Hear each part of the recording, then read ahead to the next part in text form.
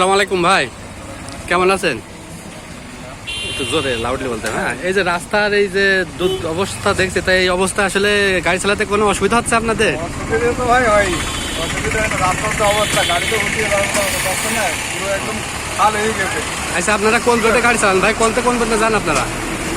গাড়ি কালীগঞ্জ থেকে পন্না চলা যায়, কালীগঞ্জ থালা ভাড়া দিয়ে নিচে চলে যায়, থালা ভাড়া হয়ে ডাইরেক্ট ঝিনে যায় যান। পন্না চলা যায়। তো রাস্তার এই যে অবস্থা, এই যে অঞ্চলে যে এই জনপদের যে দায়িত্বশীল আছে, তাদের সাথে কি এই বিষয়ে কোনো কথাবার্তা আপনারা কোনো সময় বলেছেন বা বলার চেষ্টা করেছেন? ভাই, এই বিষয়ে তো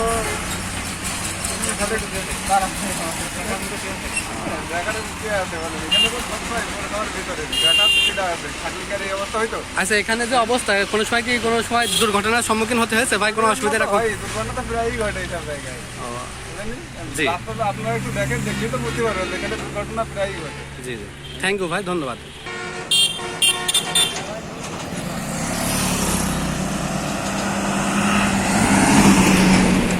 আসসালামু আলাইকুম আসসালাম ভাই।